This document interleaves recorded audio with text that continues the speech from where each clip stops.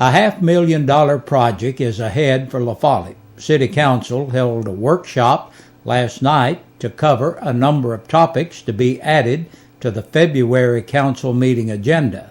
Megan Colley reports for WLAF that one thing they discussed was the text tip program for the school system. This will allow students to safely and anonymously inform authorities of drug usage or other illegal activities. Their text will be relayed to Canada, then back to the sheriff's office.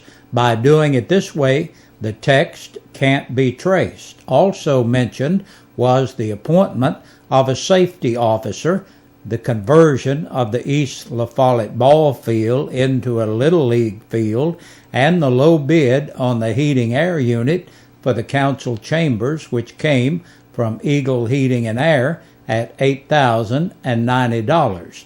Sewer system improvements will be coming. These improvements are not to exceed $500,000 for community development block grant funds. It was suggested that the currently used system, which runs under the 4-lane, should be abandoned and new line be laid at the shoulder so that repairs to the system will not require tearing up the road. A bid was opened for handicapped accessible entry into the new library at $22,900. The bidder was Davenport Construction of Jellicoe. La Follette's, and here a footnote to coverage of Monday night's workshop. We first mentioned Ronnie Sharp's letter to you on Monday. This came after it was listed on the agenda for the City of La Follette's January 30th workshop. Sharp's letter to the city is in response to the city clearing off part of Sharp's property across from the high school, and back in November, when city officials tell WLAF that the only reason Sharp's letter was on the agenda was to make sure each council member and the mayor had a copy of it. You may see the entire letter from Sharp to the city on our web channel, 1450WLAF.com. City Council's regular monthly meeting is Tuesday, February 7th. An agenda of reform and growth. That's how State Representative Dennis Powers describes Monday night's State of the State address from Governor Bill Haslam. Powers goes on to tell WLAF TV 12 that the Republican governor very clearly wants to reform how government works and in turn grow the career opportunities for Tennesseans. Haslam is calling for the elimination of nearly 1,200 state jobs. Those cuts would leave the state with just shy of 44,000 employees, or about 6,000 fewer than in 2008. The governor was to raise the salaries of remaining state workers by 2.5%, as well as extending teachers' contracts. Powers believes these priorities, coupled with a balanced budget, will help place Tennessee's economy back on solid footing. Tennessee Governor Bill Haslam Monday night delivered his 2012 State of the State address before a joint session of the General Assembly, in which he shared his vision for the state and called upon those watching and listening to believe in better. We can believe in better for how state government serves Tennesseans, Haslam said. We can believe in better when it comes to the education of our children, and we can believe in better when we talk about a stronger, healthier economy for our state. During his speech, the governor emphasized the importance of Tennessee job growth, a continued focus on improving education, public safety, a more consumer-focused, efficient, and effective state government, and keeping taxes low. Our role in state government is to provide services that Tennesseans aren't able to get on their own. We build roads, offer higher education options, guard prisoners, help families adopt children, care for the mentally ill, patrol highways, serve veterans, and perform hundreds of other services, Haslam said. My job as governor is to make sure we are providing those services in a customer-focused and effective way. Haslam also outlined his fiscal year 2012-2013 budget proposal, which reflects his priorities and includes strategic investments, necessary reductions, and savings for the future. Highlights of the budget include restoring more than $100 million of the $160 million core services funding that was designated 2 years ago to be cut, such as the Coordinated School Health Program, extended teacher contracts, alcohol and abuse treatment programs, juvenile justice grants, diabetes prevention, and matching dollars for state employee 401k programs. Full funding for the basic education program, nearly $264 million to fund long-deferred capital outlay projects in higher education, including a new science building at Middle Tennessee State University, a science lab at the University of Tennessee in Knoxville, a new patient diagnostic center at the University of Tennessee Health Science Center in Memphis, and planning money for new buildings at Nashville State Community College, Northeast State Community College, the University of Memphis, and the University of Tennessee Chattanooga. A 2.5% pay increase for state employees, and a $50 million to the rainy day fund, bringing it up to $356 million. The price tag for Campbell County's still unfinished Justice Center continues to increase, much to the charging of some commissioners who opposed the project from the beginning.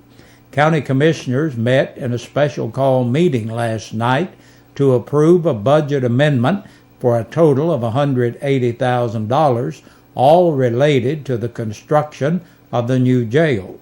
Much of that amount, $101,000, is to be used to purchase land near the courthouse owned by AT&T. Finance Director Jeff Marlowe explained that once the Justice Center nears completion, a maintenance building must be moved out of the way. Purchasing the land from AT&T will enable us to move the building there rather than taking up significant space in the courthouse parking lot. The other expenditure, $79,000, is needed to replace roof on the courthouse annex that houses the office of trustee, tax assessor, county clerk, mayor, and register of deeds. Marlowe explained that some areas in the annex already have leaks that require buckets to be used to catch water during heavy rains. Thomas Hatmaker, who has consistently opposed the expenditures for the Justice Center, argued that he had inspected the annex offices on Friday during rains and found no water leaking in. He then questioned the cost of new roofs before the expenditure was finally put to a vote. Hatmaker was joined by Beverly Hall and Bob Walden in voting against the expenditure, but other commissioners all approved the motion by a vote of 8-3. Sue Nance, J.L. Davis, and Terry Singley were absent from the meeting. There's basketball tonight. Key district games face Jellicoe and Campbell. The Blue Devils are home with Oneida, while the Cougars travel to Halls. Complete coverage of Jellicoe and Campbell County airs over 1450 WLAF.com. Hear the Jellicoe game and actually see the Campbell games televised live. WLAF Radio also broadcasts the county games of Campbell County with the voice of the Cougars, Adam Smith. See the Cougars and Blue Devils 2012 football schedule on www.1450WLAF.com. The Indiana Avenue Baptist Church is hosting a free meal tonight at the church from 6 to 8, and you're invited to come by tonight. And we want to remind you that tomorrow, Wednesday, Bell Tone Hearing will be having free hearing tests. Just call or come by the office across from the First Baptist Church of La Follette. Bell Tone's phone number is 562-7562. And that's our news for this Tuesday. Stay tuned next for the Sheriff's Report from the Campbell County Sheriff's Department. And now let's take a look at the press release from the Campbell County Sheriff's Department. There were 4 people booked into the jail in the past 24 hours. Michelle Ann Leopard, 32, of Lake City, for public intoxication. 47-year-old Glenn Terrace Odell Jr. of Old Middlesboro Highway, La Follette, for domestic assault. Willis Worley, 65, of Williamsburg, on a hold for another agency. And 40-year-old Stephanie Wright of Cedar Creek, La Follette, for public intoxication and theft of property under $500. And that's a look at the press release and the news. Thank you for joining us. Be sure to stay around. There's always something happening around WLAF and Channel 12. We sing happy birthday to you, and may all your dreams come true. Happy, happy birthday. Oh, this is your birthday song.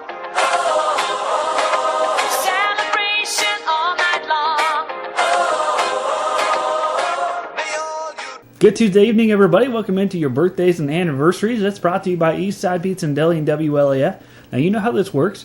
You send in your names to us here at 562-1450, 566-1450, or 562-3557. Fax it in here, 562-5764, or email it to WLAF@bellsouth.net, and that qualifies you for 2 free buffet dinners from Eastside Pizza and Deli. That goes for birthdays that you turn in or anniversaries that you turn in, and that qualifies you. That's it. Celebrating a birthday today, Lisa Sanders starting off our list today. Herschel Lovely, 76, back yesterday. David Rusty Gillum celebrating a birthday today. Got a couple other belated birthdays. One from the 28th, that was Saturday. Connie Jones celebrated a birthday. Also from Saturday, Glenna Irwin, 75, back on Saturday there. So happy birthday to all of you. Hope you've had a good birthday today. Celebrating an anniversary today. Connie and Bobby Jones celebrates an anniversary today, and Karen and Steve Shown, 28 years yesterday. So congratulations to all of you. And again, you are qualified for our upcoming drawing this coming Friday for 2 free buffet dinners from Eastside Pizza and Deli. And that does it for our birthdays and anniversaries for today. So you all have a good night. We'll see you back here tomorrow. Stay tuned. Your news continues.